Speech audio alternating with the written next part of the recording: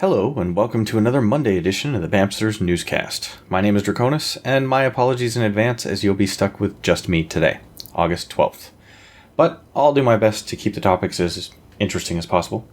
And today's newscast I will cover the next set of games free on the Epic Games Store, Borderlands 3 latest drama and the access to the skill tree site for the new Vault Hunters, remakes and remasters coming from Activision and others, some info on Call of Duty Modern Warfare, and Xbox's first-party studio boss, Matt Booty's thoughts on them releasing their games on other platforms.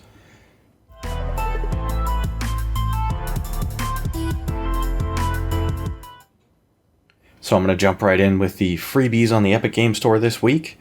That would be Hyper Light Drifter, which is an action-adventure RPG stylized after some of the old 16-bit classics, was originally released the end of March in 2016 by developer Heart Machine.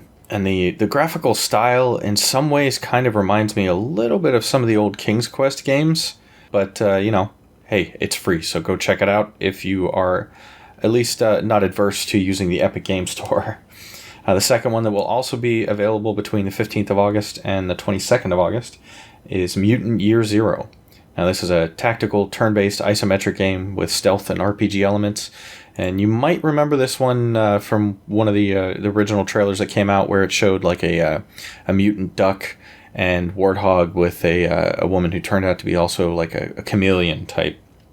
And this is some kind of post-apocalyptic game that takes place after a nuclear war, hence mutants, with combat that has been compared to things like XCOM. Now, while you're wandering through the overland, or the outside world, or outside of combat anyway, it will be real-time, but once you head into combat, it shifts into a turn-based tactical mode.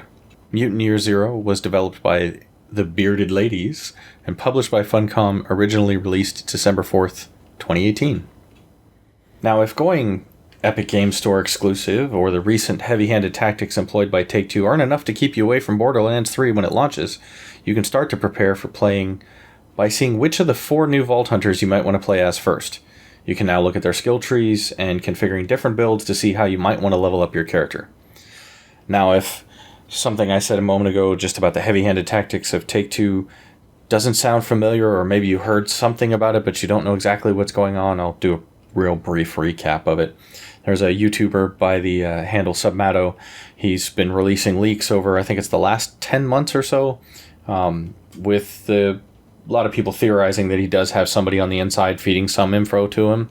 But a lot of the info he did release on his channel was from both himself and other YouTubers. It wasn't necessarily all information that he just had himself, but where things really kind of came to a head recently was due to some Twitch streams that the devs themselves were doing tests on with the Twitch integration. And I guess if you went to the mobile Twitch app, you were able to go in and grab some screen captures where the thumbnail was being updated from time to time.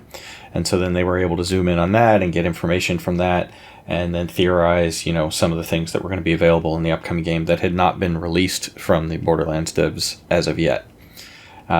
Now, where the heavy-handed tactics part comes in is that 2 private eyes were sent to his home and interviewed him about where this information was coming from. And then shortly after they left his home, within some reports I'm seeing are within 20 minutes and others within a day, that he received 7 copyright strikes on his YouTube channel, 6 of which were later removed, and his Discord server was completely shut down, with Discord stating to him that he had been selling cheats and hacks. Now, he claimed ignorance of any cheats or hacks, but it seems to be that the reason why he's kind of getting into some hot water and not the other YouTubers and Redditors who have been posting a lot of the same or similar information, it was because of the fact that he was, at least at one point, advertising to folks that if they bought a $5 YouTube subscription to his YouTube channel, he would then give him access to a private channel on his Discord server, where the additional information on leaks and how he acquired a lot of that information would be published so that folks who bought that YouTube subscription would then be able to see that information, whereas folks who didn't pay for it wouldn't. So it seems like it kind of really hinges on the fact that he charged for that information, or I should say access to that information, rather than providing it freely. But that is the latest drama with Borderlands 3. So moving on to the whole skill tree thing, they have now put up a website where you can go and check out all of the different skill trees for the 4 different Vault Hunters. Those are Amara the Siren, Flack the Beastmaster, Mose the Gunner, and Zane the Operative. There's a level 50 cap, and so you'll be able to sit there and configure your skills, as you would acquire the points up to level 50. And basically do that to your heart's content until you find a build that you're, totally excited to play, or you think you maybe have min-maxed and found the perfect build, and then you can share that out to folks out on the World Wide Webs. So we'll make sure that there's a link in the description so that you can go and check that out if that is something you're interested in. So why make new games when you can just upgrade the graphics on old games and resell them to the people who've already bought them? And maybe get some new customers in the process. That's the question that Activision seems to ponder as it's teasing more and new remasters as the result of the success of games like Crash Insane Trilogy, Spyro Reignited Trilogy, and Crash Team Racing games. Quoted as saying, "When you look at our IP library, we think there's a lot of IP in there that fans are going to want to experience again. So on that one, I'd say stay tuned for some future announcements." And, where they're basing some of this, if you look at things like the Crash Insane Trilogy, that sold over 10 million copies. So, yeah, I mean, Nintendo's not the only ones that, as Bam would say, that are going to be banking on folks' nostalgia. Looks like Activision has learned that lesson and will be attempting to reach into your pocketbooks to get you to repurchase the games you've purchased before. But Activision isn't going to be the only studio that will be trying to resell you something that you maybe played and loved way back when.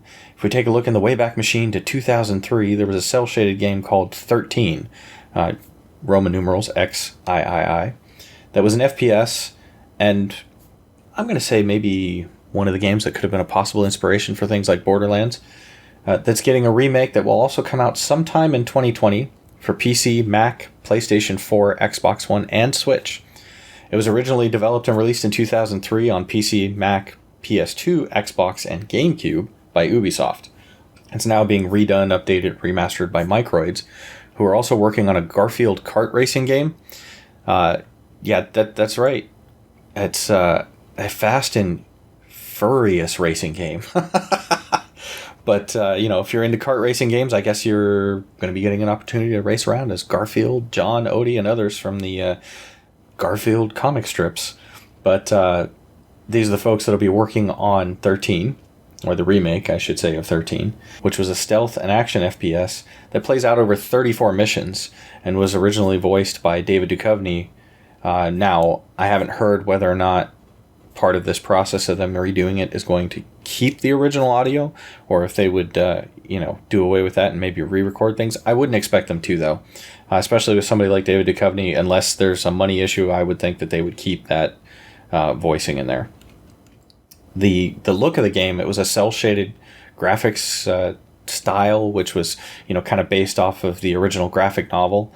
And that's one of the reasons why I suggest that maybe it was, at least in part, kind of an inspiration for Borderlands, because it has that same cel-shaded look to it. Now, they list the story synopsis, which those of you who maybe played 13 all those years ago, or maybe remember the game, might remember a little bit about this. But the story synopsis is listed as, play as the famous 13, accused of assassinating the President of the United States. You'll wake up injured and suffering from amnesia on Brighton Beach. The only clues to your past will be a small key and a mysterious tattoo of the Roman numerals 13 on your collarbone. It'll be up to you to find the answers during this 34-level solo game. Don't worry, you'll find an entire arsenal of weapons to help you on your journey. Curious, they don't mention, I think there were also a bunch of gadgets and stuff you could get a hold of along the way. And if it sounds, very similar to things like the Bourne Identity, it definitely does. The original game had mixed reviews due to the unbalanced combat and at times boring gameplay, but one thing most folks really seemed to agree on was that they loved the look and feel of the game, and that while the gunplay was unbalanced, it was often listed as being one of the most parts that was the most fun. Jumping back to Activision real quick, I'm going to say it's an attempt to capitalize on the recent internet sensation of the reaction between Keanu Reeves and a fan at the CDPR Cyberpunk presentation at E3 this year. Activision President and Chief Operating Officer Cody Johnson is calling Call of Duty Modern Warfare breathtaking and states that it will supposedly have the largest post-launch content plan in the franchise's history. Well, I guess Are we looking at microtransactions? Are we looking at DLC? I don't know. They haven't stated that exactly yet. But the campaign is going to be based in a current day time frame. They're going to have an open beta that will be available for the multiplayer part of the game that's scheduled this September, and the release is scheduled to follow in October. It's going to feature cross-platform play, so if you've got a buddy that plays on a console you don't have, or on a PC if you're on a console, you guys will be able to actually play together, which is really cool. They state that they're intending to get rid of the Season Pass format, quote, in order to deliver a greater mix of more free maps, content, and community events post-launch. But as far as what exactly this content's going to be, this content plan that they're going to roll out, and how we're going to get that or how it will be monetized, at least at this point, is unknown. And lastly, some of the studios recently gobbled up by Microsoft could potentially allow them to still make games on other platforms, like the PlayStation and Switch. And they will determine that on a case-by-case or per-franchise basis. When talking to Game Informer, Xbox first-party studio boss Matt Booty was quoted as saying, "It's less about should it be on and more about does it make sense for it to be on a certain platform for that franchise." Now, obviously, they're still going to keep some franchises, their major ones, things like Forza, Halo, Sea of Thieves, etc., on like Microsoft platforms. So you'll expect to see those kinds of things probably just on Xbox and PC. But some of these studios that they've recently acquired are studios like Ninja Theory, creators of Hellblade, Playground from Forza Horizon, Obsidian, creators of Fallout New Vegas, In Exile that did Wasteland 3, and Double Fine, creators of Psychonauts 2. So you could see some of these games, if they think it makes sense to be on these other platforms, showing up on PlayStation 4 and or Nintendo Switch even. And I think that's kind of cool. I get the need for certain companies to do, exclusives to try and drive people to those platforms, but I definitely like to see these games show up as much as possible on as many platforms as possible. And I'm going to continue to keep my fingers crossed that more and more games will have cross-play, at least those that have multiplayer and cooperative play, so that friends with different types of platforms can play together regardless of the platform that they're on. But that's going to do it for this Monday. I'm going to wrap it up there. As always, a like if you liked what you heard is appreciated. If you haven't already subscribed, make sure you do that so you can get the updates every time we post a new episode, which this Wednesday is going to be an interview with the producer on a game called Kill Squad, which is kind of a mix in some respects of like an action RPG, like isometric perspective, maybe kind of has some MOBA aspects to it as well.